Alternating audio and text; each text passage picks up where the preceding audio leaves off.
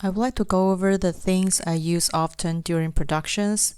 This may or may not be used during the tutorial, but I think it's good to understand and learn the basics of each add-on. So let's start with box cutter. So you see I have Hardops and box cutter installed here. To enable it just by clicking it, or you can just by pressing Alt W, and then you see it turns on. And the version I'm having right now is 7.187. Make sure you have the same version or anything after this. So the main hotkey to bring up the pie menu of box cutter is press D. You can see you have the pie menu. You can have access to different cutter type. So right now I'm actually in the box. So now you just select the thing and then you can already make a cut. By pressing D, now you can go to circle to make a circle. Maybe turn on the wireframe. So another tip is to, when you press circle and then hold down Alt Shift, now you can actually increase the segment. If you look at the lower right corner, you can see how many segments you have. Let's say I wanted to make it 30-sided circle, and then now you make a cut that has 30 division. Or you can actually hold on Alt and then cycle through different color. If you look at the upper left corner, you can see line box, wedge box, custom cutter, end gown, lasso, circle. So let's say I want to go back to the box, and then let's make a wedge cut. So you make a selection, and then by pressing W, it will cycle through to a wedge. So in order to get rid of the weird shading over here, you go to this triangle thing called Object Data Properties and go to Normals. So let's lower the Auto Smooth angle.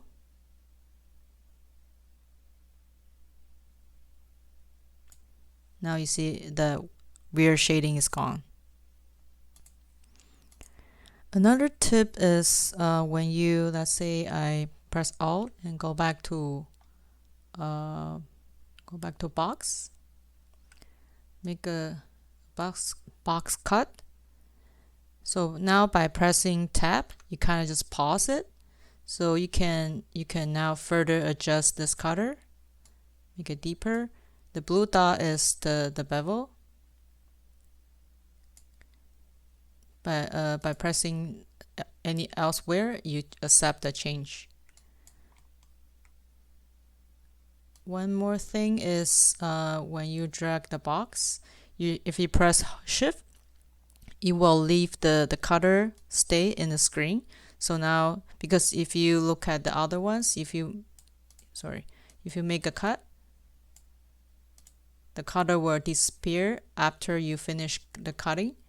So now if I do this and press Shift, you see the cutter lifts on the screen. Now you can actually modify this cutter. Let's say I want to press G to move it, or you can go to hard up. Just go to hard up for now, and then if I do a bevel, so now you see I can actually throw a bevel modifier, and if I press H to hide it, and now you see I make a cut with the bevel around it.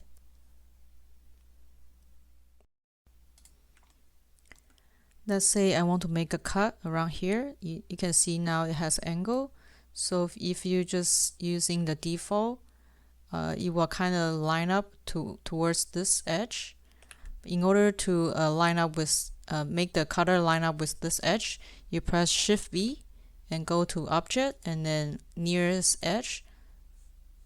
So now when you draw the cutter, it will follow this edge instead. Let's say I want to make a cut in the middle of this surface. You can enable the snapping. So when you turn it on, you press Control.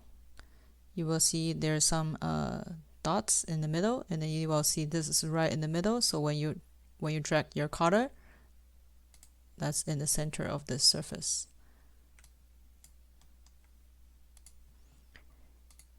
Another thing I use often is let's say I make a cut, and then by pressing T, you actually it will throw a solidify modifier on top. So you will see it makes a panel cut around the box. You can also do some pretty cool array cut. Let's say I want to make a series cutter here. So by pressing V, and then now it's in the wrong. Let's say I want to make it around this along the y-axis. So by pressing X, it will actually go to, so you can cycle through different axes. Let's say I want to, you can roll the mouse wheel to increase or lower the number of the cutter. And then by pressing, by move the mouse left and right, you can actually adjust the distance between the array. You can just accept it like that. So you can see it actually makes the array cut very easily. You can also use a box cutter to make big silhouette changes. Let's say, let's go to side view, and then by pressing D, go to end gown, and then see now I can make a big changes to the silhouette. Or let's say I want to go back to D and go to box. Now I can make a big changes to the shape as well. Another thing I use often is the slice cut. So make sure you select the object, make a cut. Before you commit and accept with the left click, you press X. So that will give you a slice cut. What you can also do is make a cut, and then you can cycle through just by keep pressing X. You can cycle through different type. So this is insetting cut, that's a normal cutting, and then this is slicing, and then intersecting. Let's say I want to make a insetting cut, so that's what you have. So that's pretty much the things I use often in box cutter. Let's move on to hard ops. So the hard op version I'm using right now is 0.9.87.11. Make sure you grab the same version or anything newer than this. To start it, the default hotkey is Q, by pressing Q. So the things I use most often is the top three. So let's say I want to throw a bevel modifier on top of this thing. Now we can move the mouse left and right to give a bevel, and then roll the mouse wheel to increase or decrease the segment of the bevel.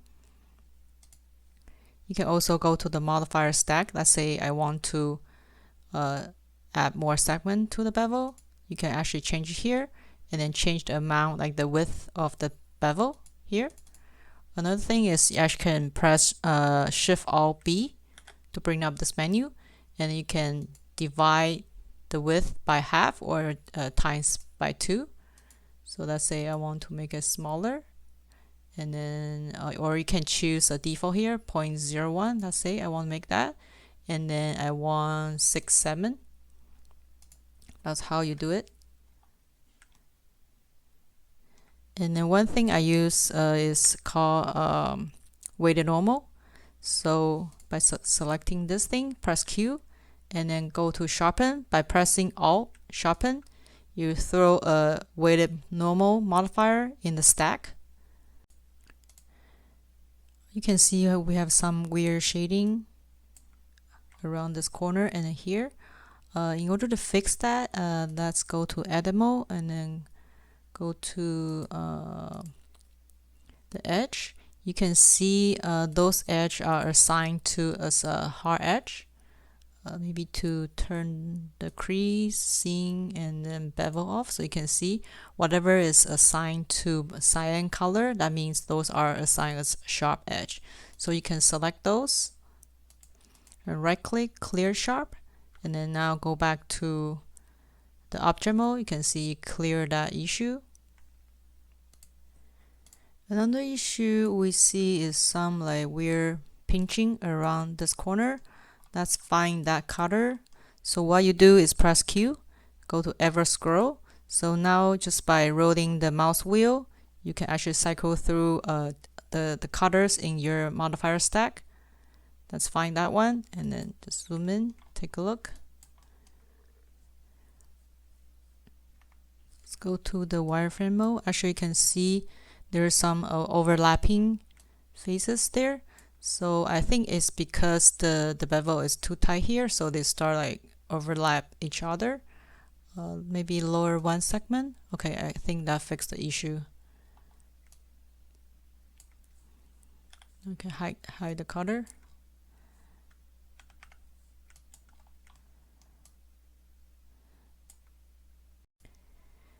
Okay, let's go down the list. Go to operation. Another thing I use often is the smart apply. So basically it will apply all the boolean cuts and leave the bevel modifier and the weighted normal in the stack. You can see it clear all the booleans and then just leave those two modifier. So you can still go back to change the setting of the bevel. And then you can see if you go to edit mode,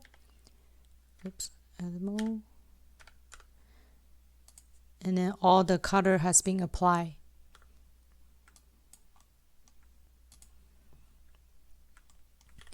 And then the mirror is something I also use very often. So basically when you're in the object mode, you can press Alt X, and then just if you want to mirror this side to that side, you select this cube here.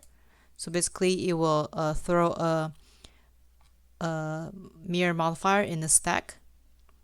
You can also continue press Alt X. Now you mirror to this side as well. Shift A, let's start something new. Let's do box cutter, make some cut here. Press B, bevel, and then accept, make another cut, press D, circle, press tab to pause, and then drag it, oops, press D, circle, press tab, pause, drag the size, make it bigger, Shift Alt, roll the mouse to give more segment. Maybe press H to hide it. Let's say I want to keep all the boolean as non-destructive and I want to make a duplication. If you press Shift D, Shift D, and then you see you make a duplication, even you still have the boolean modifier in stack because you moved the position, it lost the it's not parent, all the color is not parent to this object. Proper way of making duplication is press Q, operation, and then we need to use uniquify. So basically hold on Shift and then click uniquify. Now you're making a duplication, but it will keep track of all the boolean cut. So this is still live. Let's say I want to move this cutter to the other side, and you can still do that. So if you go to let's go to the edit mode, you can see it's still a cube with all the cutter as a modifier. So if you want to commit all the changes, press Q and use the smart apply we talked about earlier. Now if you go to edit mode, so now let's just hide all the cutters. So now if you go to edit mode, you actually have all the cutter applies to the cube. So let's say I want to make some like a destructive adjustment to the shape. can see you can do that now. But for this, if you want to make a curve bevel here, you technically can, because it's technically still a cube. If you do this, you're actually selecting the original cube. You can still bevel, but you can actually select this little edge right here like this. So you can see the curve of bevel is actually applied to here instead of here. Okay, now let's go to edit mode. Say I want to select this, Control B, and make a bevel here. Let's say I want to make a pipe or like holes in this shape. Now you, in the edit mode, you select the shape, and then you go to Q. When you're in edit mode, you'll bring up a totally different menu. So now let's say I want to create the pipe I was talking about. Now you can go to curve and extract, and move the mouse left and right. You can actually create pipe shape and follow this curve along. And then by rolling the mouse wheel, you can increase the segment of the curve, the pipe. And then by pressing S, now you make it smooth. So now you have a really nice shape. So now it can kind of become a handle. So when you go to edit mode, it's still a curve. So in order to make it, into a geometry, you press Control A and then Visual Geometry to mesh. Now if you go to edit mode, so now it's actually a mesh. Another cool use of the curve extract function, let's go to edit mode. Let's say I select this face and go to Q, curve extract, pause there. You can see if I hold on shift, you can use that selection and make it as a plate. So hold on shift, click, and then move the mouse left and right. You actually create a plate in that shape. So another way of doing that is you select the face, Q, and now you press Control instead of Shift. Now you make a duplication. Now it becomes just a face in that shape. And then you can go to modifier, solidify. You can do add solidification that way instead. So, but this is actually just combine two steps into one. Okay, let's make a panel cut. Edit mode. Press K, press C, constrain, and press Z to cut through. Accept. So you make a cut. And now you go to press Q, and then go to EM macro. And then by pressing hold on shift, you can actually make a panel edge. So by move the mouse left and right, you actually bring that ledge in or out. And then by holding Control, move left and right, you bring the gap closer or further. And then you can also press press S. Now you actually have a taper. So that's a good way of making a panel line. So go back to object mode, and then go to the side view, go to box cutter. I want to make a cut maybe around here. So make sure you go to align with view, and then press D. Let's say I want to pick Ngang. Maybe make a cut here. Select the object like that, double click. So you see you make a cut through the object. Now just apply the changes, the cut I just made, Smart Apply, and then go to edit mode, select the face. Now you can go to Q, and then go to ST3 Mesh Tools, Align View. You can see now this face is perpendicular to the view. You can scroll your mouse wheel, so it will cycle through basically based on the face you just select, or you can hold on Alt. Now you will rotate this way, or you can hold on Control to rotate orbit rotation, and then also you can do Shift, so it will rotate this way. So you can see it will give you a lot of options for when you want to align to a certain view. Not let's say now I want to move this part perpendicular to that. So now go to View, and then go to your verse here. Press go to Select Move. So now it's actually perpendicular to this face. Okay, let's do some cloth simulation. Let's select the face here, and then press Q, and then go to Curve Extract, hold on Control, click. Now you make a duplication. So now this thing is separate. What you can do is press Q again, and then go to Submute, and then press Q. Go to Dice. So now a little bit more geo to the surface.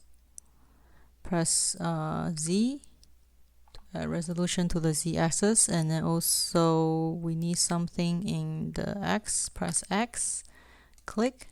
So you can see now we have we add a little bit more geometry to that. Now press Ctrl 1, so you add subdivision to that, and then again press Q. Go to Add Modifier, Cloth, and then press S.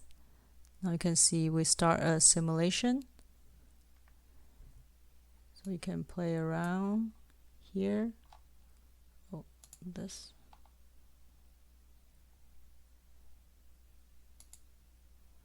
Let's make it 50. Make it more wrinkle. Actually, point less wrinkle. So more wrinkle. Let's say apply. Now we can give throw a modifier by pressing Ctrl 1 or 2 to give a little bit more resolution. So you can see how easy you can actually create some pretty nice like pouch look to that. Okay, let's demonstrate the radio array. Press Shift A to create a cylinder in the scene. Now go to Box Cutter, press D. Oh, I guess we are already in the circle, that's what I want. Make sure you're in Object, and then make a cut here. So press Q, ever scroll to bring back the cutter. Pull this out a little bit. So while you have this cutter selected, press Q and then go to Mesh Tool, Radio Array, and then by pressing C, so now the cutter will be arrayed around the 3D cursor is. So now by rolling the mouse wheel, you can increase or decrease the number of the cutter. So that is how easy you can create something like this.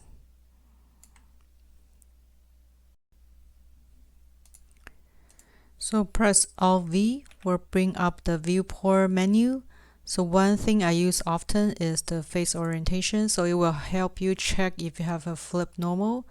Let's say now I go to Edit Mode, select this, and then press Alt N and flip it. So now you see any flip normal will be displayed as a red color.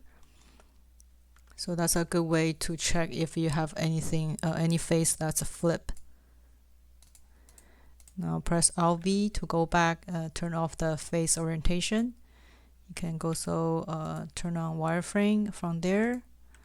Another thing I use often is the EVHQ. So it will actually help you turn on shadow, crease, and then ridge edge. So you can actually see, it gives you a better understanding of the shape instead of flat.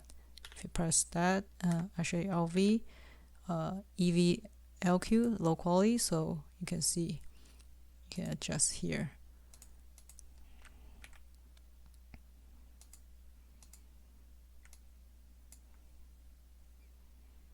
So that's pretty much what I want to cover for hard ops. Okay, let me quickly show you what I use machine tools for. Let's turn this off, make this smaller, and then split the screen. And then let's go to preferences. And then you type machine, it will bring up a machine tools add-on menu here. So you can see the blue ones are the ones I actually use often. Machine has a really detailed tutorial for each section in his YouTube channel. You can check it out there. So I'm not going to cover every single one. I'm just going to go over the ones I use often. First thing is the tab, the so-called mode pie.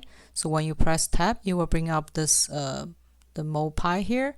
So you can quickly swipe to, let's say, select the face and then tab, go up, and then you will change to object mode, tab, edge mode. So basically it's kind of similar to what Maya has as his marking menu. You can quickly tab and then swipe, tab to change between different mode. Another thing is press Ctrl S. You can open up save pie. So you can quickly save or have an incremental save or save as. So what I also use often is the FBX exporter here. Yeah, so it's pretty self-explanatory.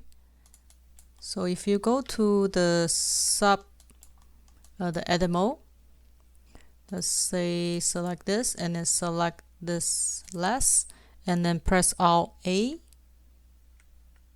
and then press left. So this reverse will align to whatever select less.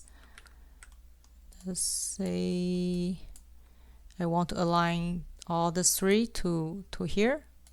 Select that and then select this last and then press Alt A and swipe. So now it's actually aligned. If you go to side view, so you can see actually aligned to this birds.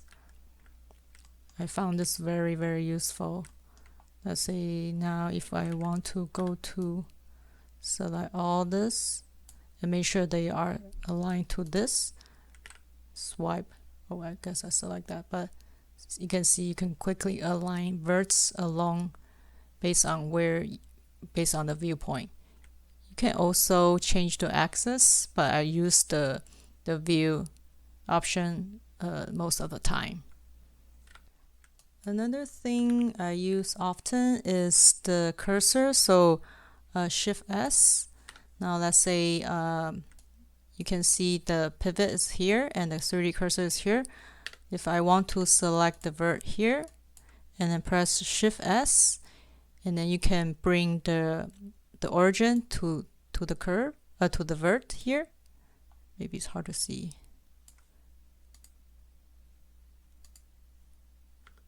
You can see now the origin moved to here, and then let's say let's go back to the vert and then press Shift S, and then move the cursor to the vert. So now the 3D cursor moved to where you select your vert selection is. You can see how quickly you can move origin and the 3D cursor. Same thing applies to edge as well. So let's say I want to move my origin to here, select the edge, Shift S to edge. So now the origin moved to here, and then now you can move the 3D cursor to that point as well. And any point you want to reset that 3D cursor back to the world origin, Shift S to origin. Now it's in the center of the world.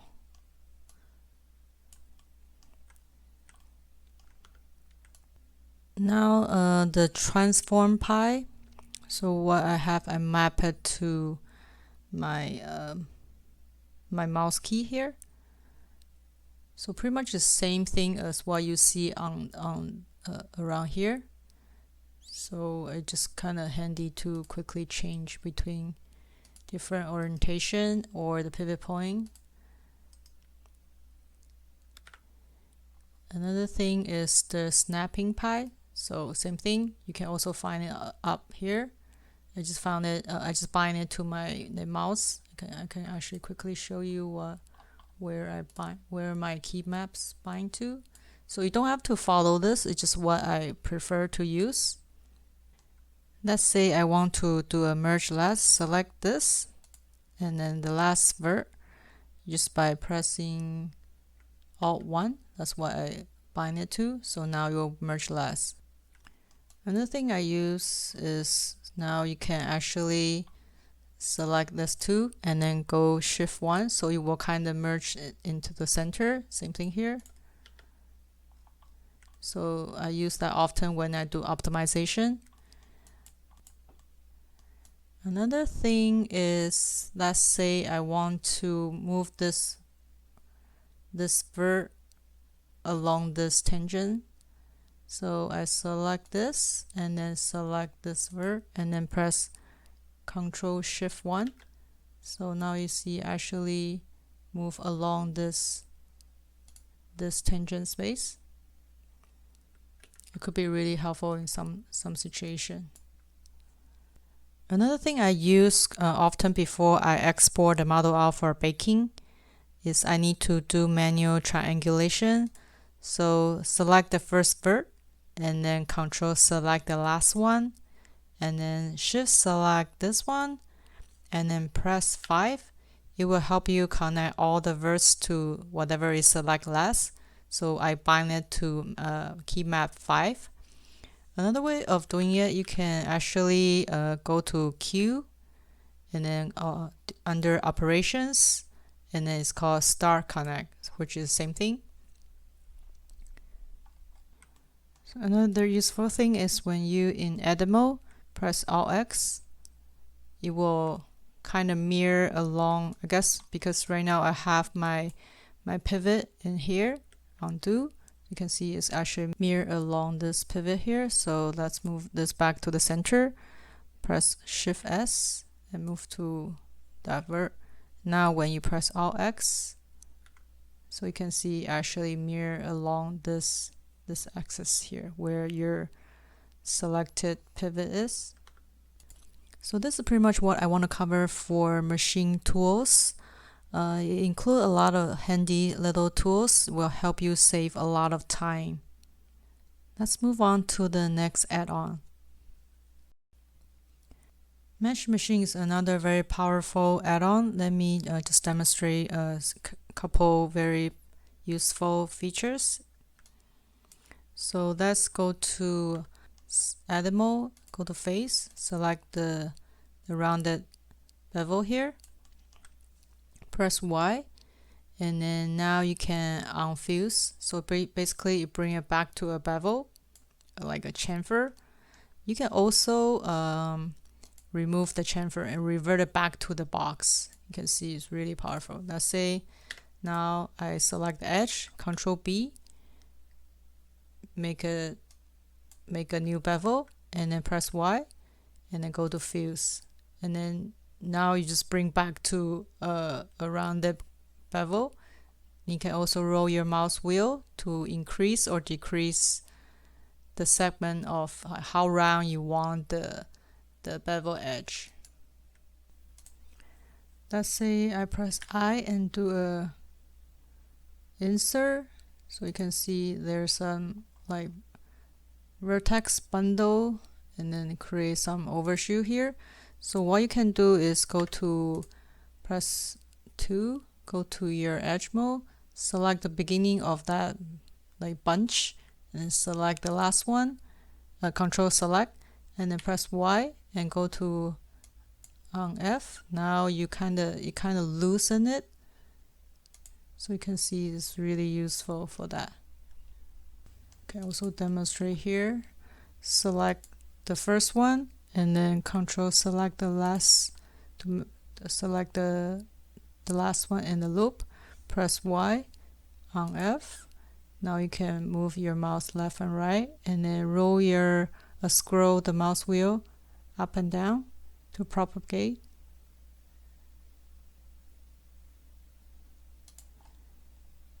You can see it's really powerful. Do again.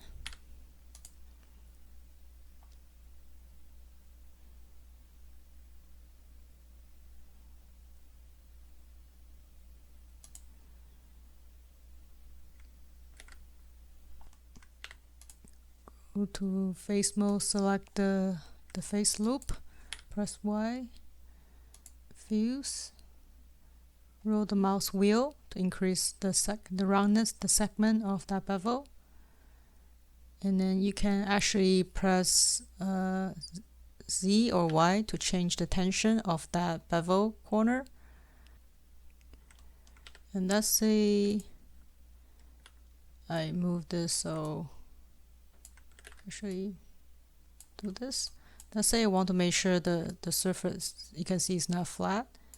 Let's say I want to change this, so select first one, second one, last one, press Y and then flatten. You can see it actually make the surface flat.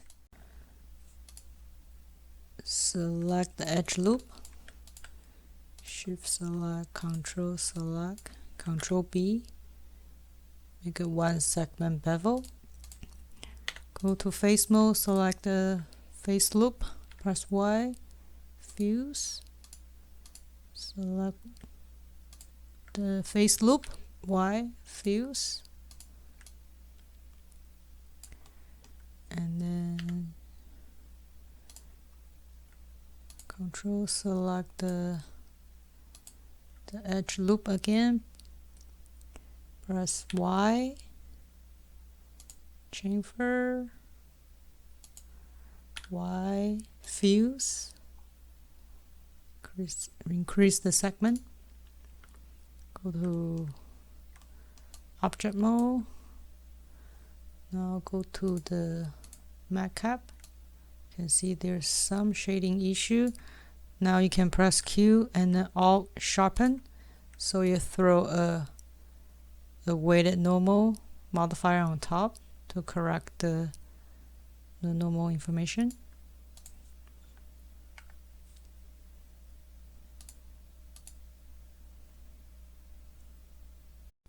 Okay, let's demonstrate the normal transfer and the Boolean cleanup, which I think is the most powerful features from a mesh machine. What I would do is make a duplication, Shift D. Let's move it to the side first. So now we go to edit mode, select the vert, Shift S, and move the 3D cursor to where the vert is. Go back to object mode, Shift A, and then that's at a cylinder. Press S, scale it down, rotate a little bit, so kind of like this. And then select the source, the target, press Q, and then make a differences. So now you can hide the cutter by press H. So now let's do a Boolean cleanup. We need to actually apply the Boolean. So either you do it here, apply, or you can do a smart apply. Let's do that, smart apply. Now you go to the edit mode, select edge loop, press Y, and then Boolean cleanup, and then by roll the mouse up, scroll up and down, you can actually cycle through between profile A and B. So what we want to keep is the cylinder where the green dot is. Now by move the mouse left and right, you can see the red dot, which is original on the source shape. Now it will merge to where the green dot is to clean up the Boolean. Left click to accept it, and then press Y, and then let's do a chamfer. And then now press Y and then fuse. Let's do a rounded bevel there. You can see the bevel is really clean, but there's still some shading issue around here. That's where the normal transfer comes in. So let's bring this back in. Let's reset it to 0 so they're aligned on top of each other. Press Y and now stash it. So you will remember normal information of the original. Now select the one with the Boolean cut, and then press Y, transfer stash. So basically transfer the stash information to the one with the Boolean cut. Now you go to the edit mode and then select the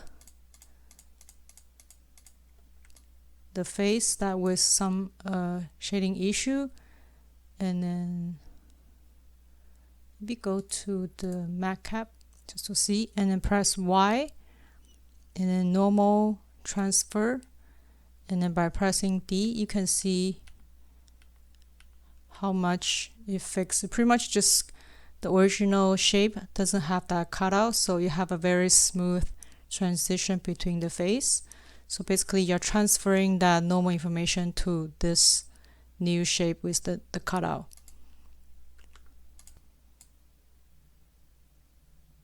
Oh, actually remember to get rid of the weighted normal. So because you're actually already transferred the normal information, you don't want the weighted normal to screw it up afterward. So you can see now it's really smooth.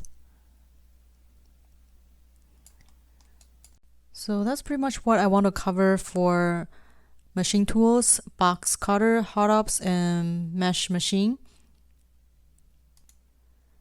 Now you have an understanding what they are capable of, and then where you can use it in your workflow. Hope you find this helpful, and then let's move on to the actual remote tutorial.